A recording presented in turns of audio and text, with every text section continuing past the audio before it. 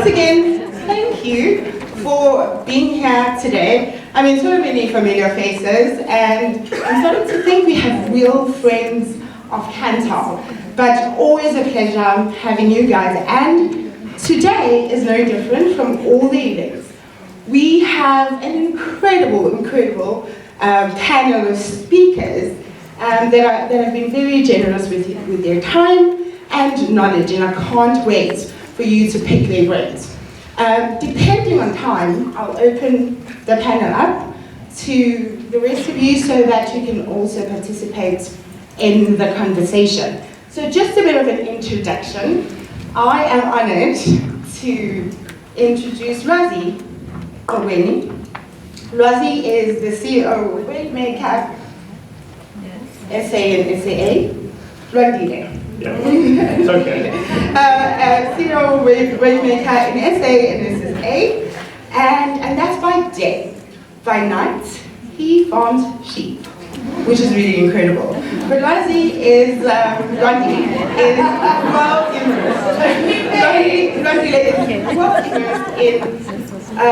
with the global Wavemaker leadership, which really lends him very well in his role in leading Wavemaker and Wavemaker clients in a new way of thinking. So Lwandile is a bit of a double-edged sword. He has both media skills as well as strategy skills, so he knows what's happening currently and what consumers are consuming and what media, but he also can tell or has a lot of foresight in terms of what consumers or what consumer behavior is going to look like in the future.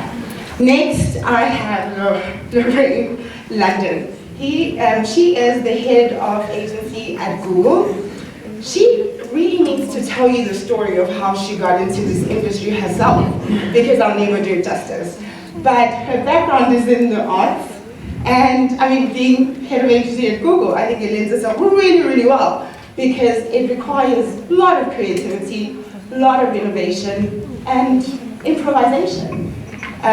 She also serves on the AIB Innovation Panel, surprise, and is really immersed in this industry and in helping brands transform digitally. And then we have Jane. Jane's bio is a mouthful, but she is head of our media global, like Ivan said, and really she deals with a lot of brands across different categories, across the country, so we're really honored to have you share with us here today. And then we have Sadika Fakir, who is the head of media at F&B. So she was one of those early converts, right, for digital, because she knows it works. She met her husband online. And kids do you need? Look, an eternal student, busy with her honors degree in marketing, about to get her designation for chartered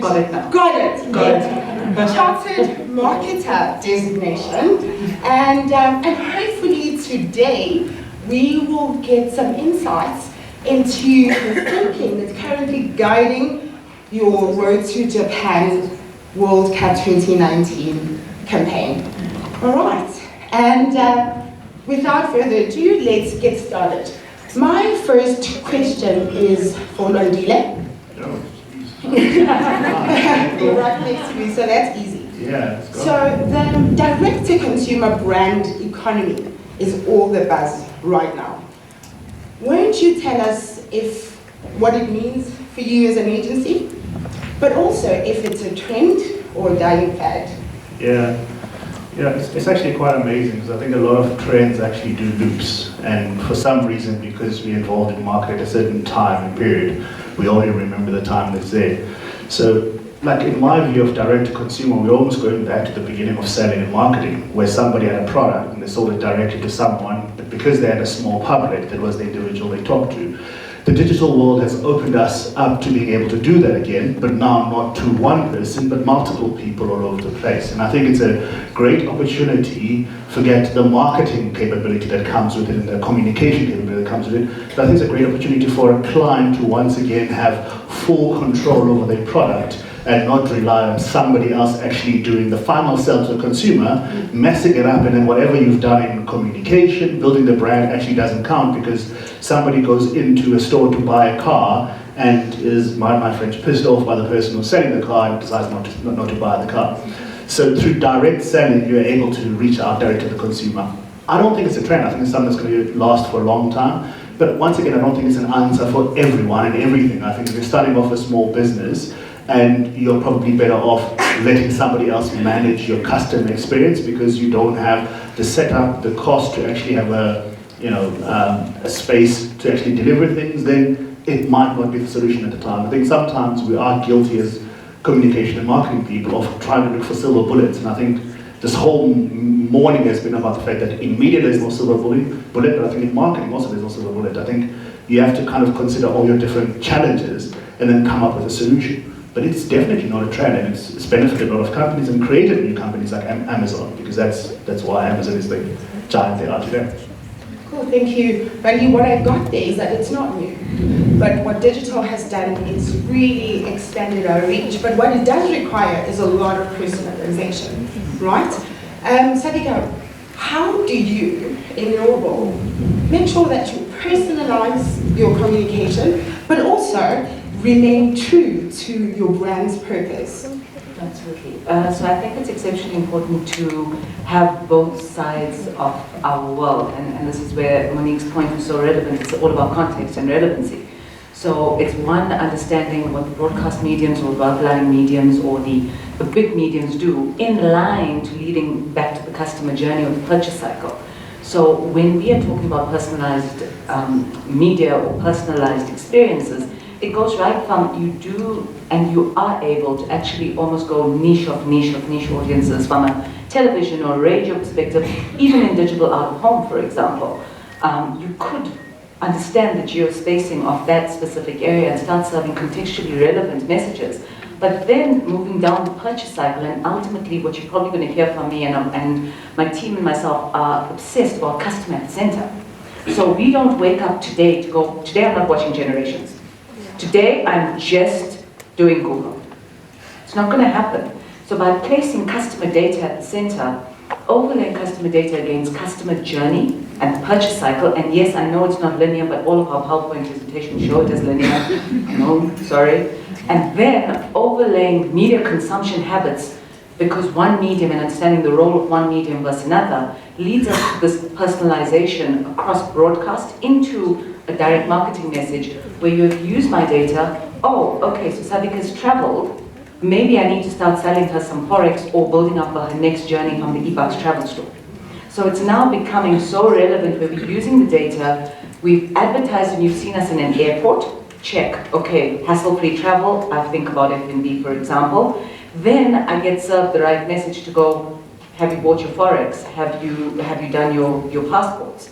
You can come to our branch and do your passports. And here you've taken the entire travel journey, and this is exactly what my team and myself do on a daily basis. When we write media strat, we look at the continuum. It's not about the paid. And this is probably the future of strategy, where it's actually, we no longer media strategists, we are strategists. And we must understand customer psychographics and demographics and their time of frame. Do you serve a direct marketing message about funeral policies in the morning or in the afternoon? Those are so that's how we're tackling personalization. Lots of tools at the back, lots of data analytics. I didn't want to get into the AI and machine learning and what. But it's a matter of how us as media folk that focus in the paid media space start overlaying our TGIs of the world, our cross medias of the world, our brand atlas, our establishment surveys, in line with our own customer data that each of the brand holds. Fantastic. And thank you for that. And I'd like to then link into that, Lorraine, and ask you. So we hear a lot about personalization, and I can target Samu because I know she's a traveler. But what we find happening more and more is I look for a pair of shiny boots online, I buy them, and then thereafter I get shiny boots. How do you ensure that we are more proactive as digital marketers rather than reactive in your role as head of agencies? So I get to talk to agencies every single day, as well as brands, and we have a competition running on the most beautiful briefs that are out there, because most of them are not. And particularly we focus on the section around target market, and more than likely the target market is reduced to a demographic. So I often say, when I started in digital, I would get a one-liner brief. Now we're like, in terms of establishing what those audiences are, you might be luxuriously finished with an LSM or a gender. But essentially, if you look at LSM 8 to 10, age 18 to 45, females, it applies to quite a few people in this room. And if you look around, you'd say, well, are we the same?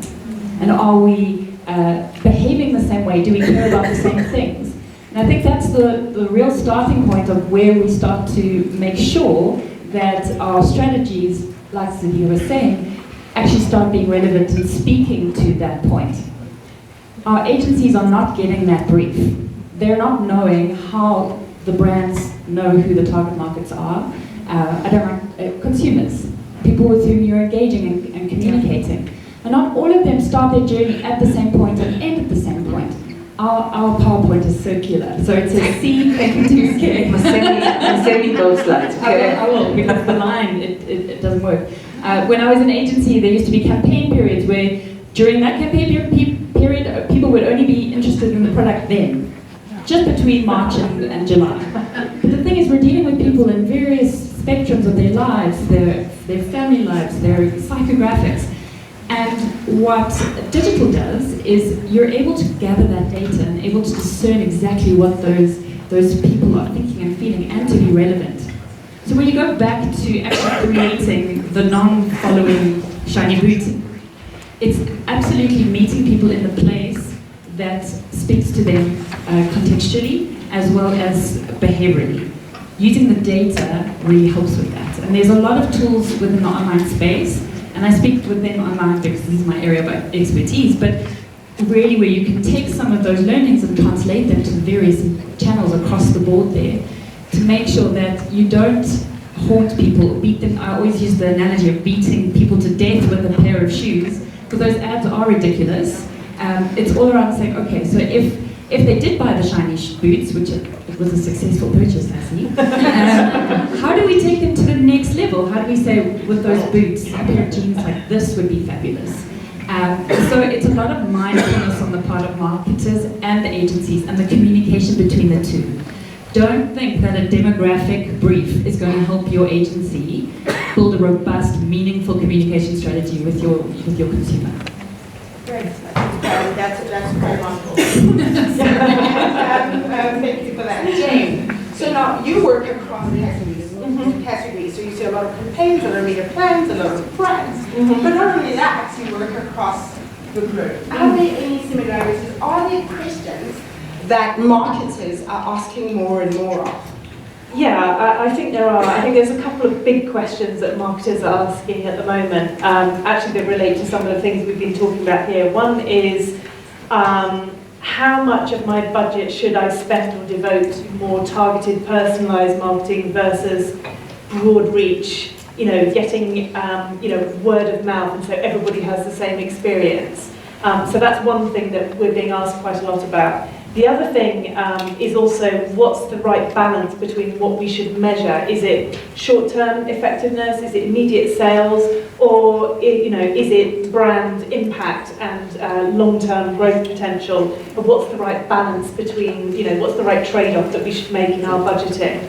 And then I think the last one, and it all kind of does fit in together a bit, is, how do I cope with, it's not necessarily a demographic thing, but it's more like how the formats work for different groups of people. So highly interactive, word of mouth generating type of content, purpose-led campaigns versus kind of informational, one-way broadcast. And so I think there's a lot of different issues swirling around at the moment that marketers and agencies need to deal with. But most of the time they're about, should I do this or this? And I know there's no simple answer, as Monique said earlier, but usually it's somewhere in the middle.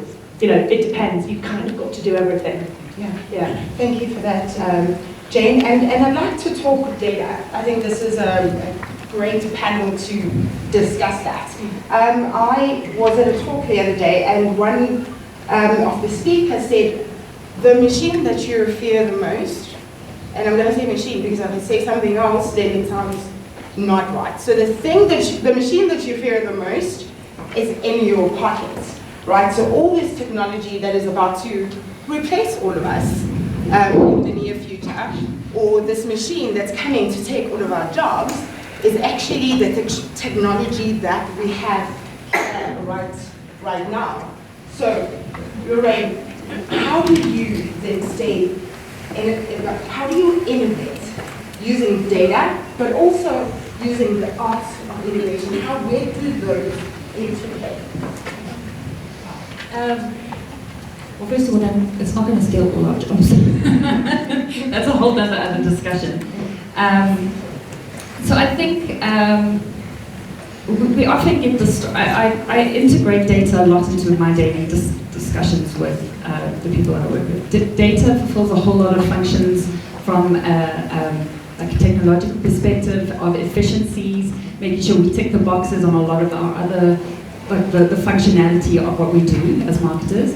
But there's also the human element of what we say. And so when we're trying to be innovative, we use the data as a starting point to tell beautiful stories. You can't negate the role of either. And I think this is where there can be a misunderstanding in, are we just going to be data-driven? Yes, of course. I work for Google. Data is the thing that drives us, and we're really nerdy. But what is the clincher there is the human being who looks at that data and derives a human insight out of it to create what Monique was talking around creative that actually kicks ass, that really resonates and makes a point with people. And this is the slight shift that I'm seeing from an innovation perspective. Is not necessarily to go, well, how do we get ourselves into a room and come up with better ideas? But how do we look at the data that's coming through, what people are actively telling us through their behavior, and how do we use it as a launching pad for them growing better, more relevant ideas? Thank you. And Rosie, so you see your writing. It's fine, I've got many personalities, it's okay. You can name them all, it's okay. Yeah.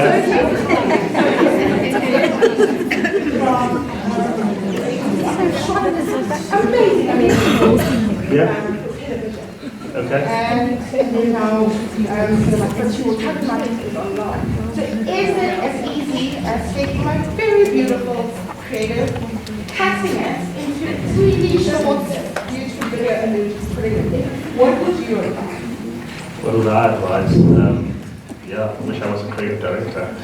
I mean, I think we should all know that we're beyond the point where we just repurposing luggage and taking, because I don't think it just applies to online, it applies to out of home, which often gets the tail end of this, because I think there's some really great pieces of out of home out there, but most of the time we end up with a print ad on a poster, which is horrible.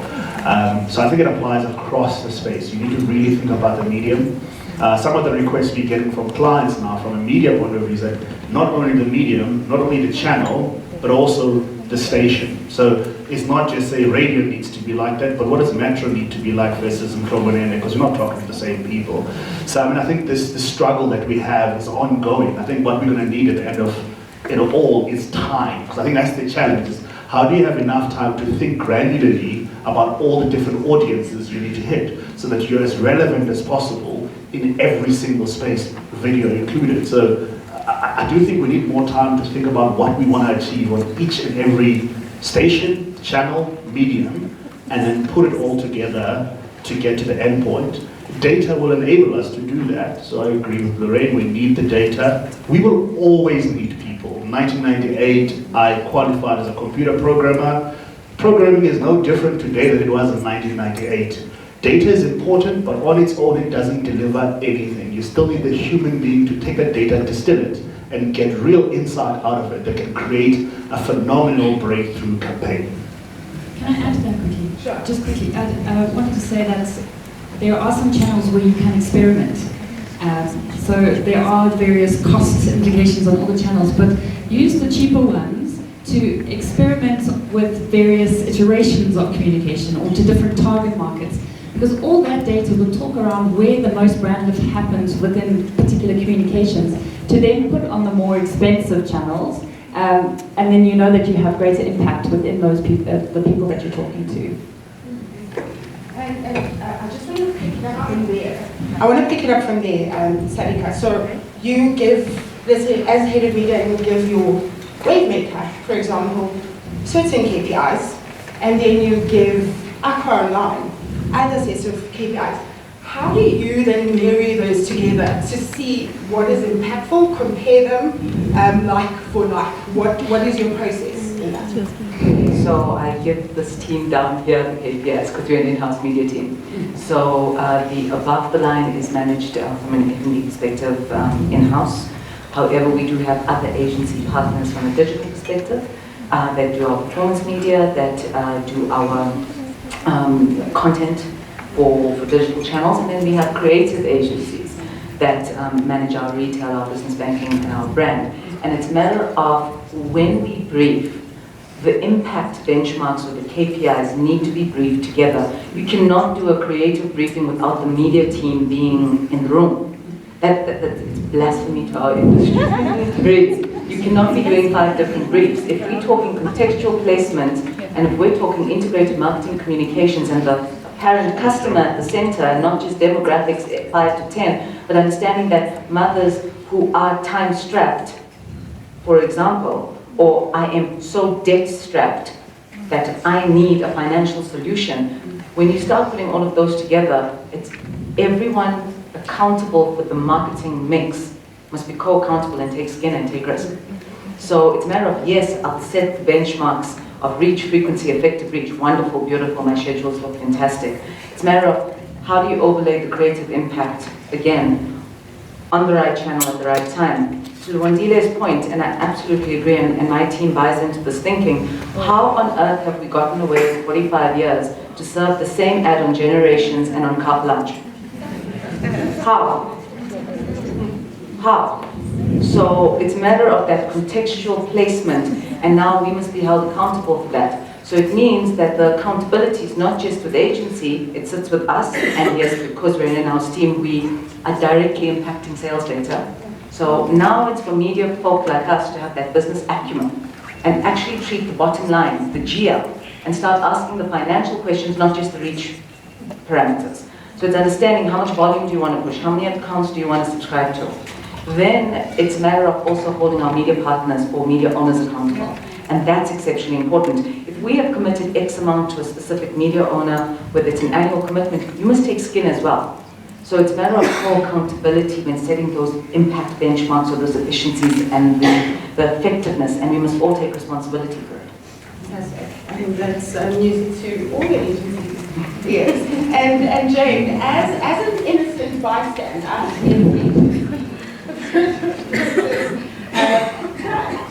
right? And we see more and more brands like F&D take agencies back and take them in-house. What would you advise? So what then rather is the role of agency in this area? I think there is definitely a trend for certain aspects of media to be brought in-house and using your own data to drive some of that decision making, and that's happening all over the world, different kinds of brands. However, I do think the biggest challenge and the biggest opportunity now is really in who is it that is capable of bringing all of these complexities together? Who is actually orchestrating the show? It's not necessarily one organisation or one party, but everybody needs to take part of that responsibility, whether it's media agencies and creative agencies working more closely together, by the way, like they used to 20 years ago, or whether it's research and insights playing a kind of fundamental central role to that and coordinating. And there's a huge communication role for us all, not only describing the value of what we do and how we do it, but also explaining to people in normal language how the world of marketing is changing. And that's as important for CEOs in client companies as it is for sort of, people working across lots of different markets. The nuances are great. Understanding your audiences, the creative, the format, the media, and I think actually communicating what we do and how complex it is and sharing ideas in events like this is actually a really important part of it, because it all helps us to evolve our own thinking and our own approach to our work and how we collaborate with each other. I have a minute to take one amazing question from the audience. Who has an amazing question? We have an amazing question.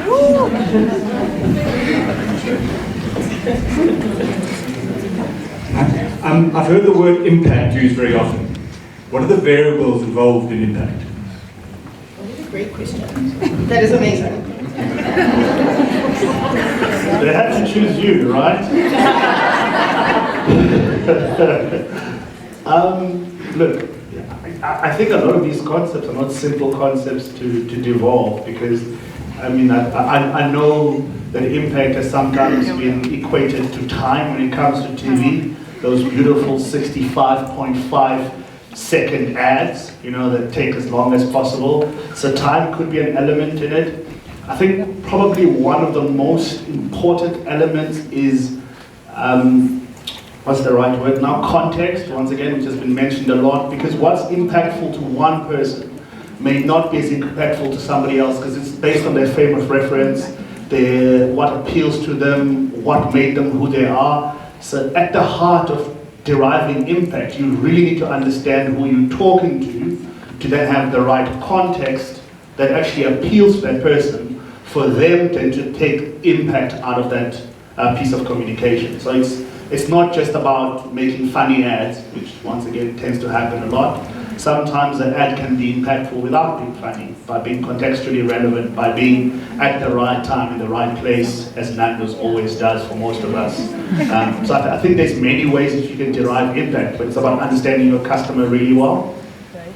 I think, Lorraine, I'm going to give that to you, and everyone, 30 seconds or less impact. So, now your question.